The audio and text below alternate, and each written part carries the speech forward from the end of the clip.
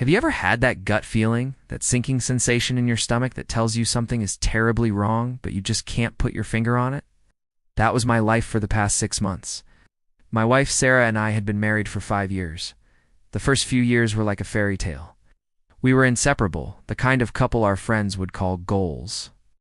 But lately a distance had grown between us, a quiet, cold space that I didn't know how to cross.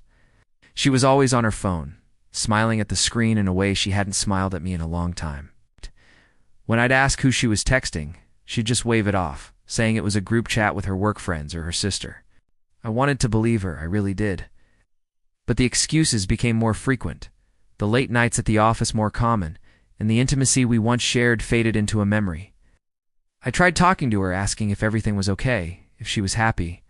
She'd always say yes, that I was just being paranoid, that work was just stressful. I started to doubt myself, thinking maybe I was the problem. Maybe I was being too needy, too insecure.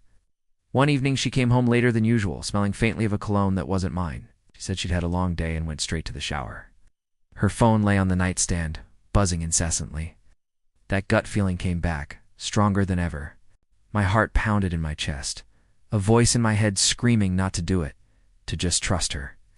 But another, louder voice, born of months of suspicion and loneliness, urged me to look. My hands were shaking as I picked it up. She'd always been careless with her password, and it was still the same our anniversary date. How ironic. I opened her messages, and my world shattered. There it was, a conversation thread with a man named Mark. The messages weren't just friendly banter. They were filled with "I miss yous," heart emojis, and plans for secret meets. They talked about their special moments, and it was clear they were sharing a physical and emotional intimacy that was once reserved for me. I scrolled up, my vision blurring with tears, reading messages that spanned months. They detailed a full-blown affair. He was her escape, her true soulmate. Every message was a dagger to my heart. The worst part was a message from just that afternoon. It read, "Tonight was amazing. I wish I didn't have to go home to him." Him. That's what I was reduced to. An obstacle. Inconvenience. I felt a cold numbness spread through me. The woman I had built my life with, the person I trusted completely, had been living a double life. Our marriage wasn't just cracking. It was a pile of rubble, and I had just stumbled upon the ruins. She came out of the shower, wrapped in a towel, humming a cheerful tune. She stopped when she saw my face, saw the phone in my hand. The color drained from her cheeks.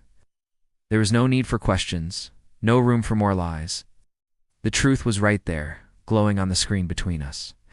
In that moment of silent confrontation, I didn't feel anger or rage, just a profound, overwhelming sadness.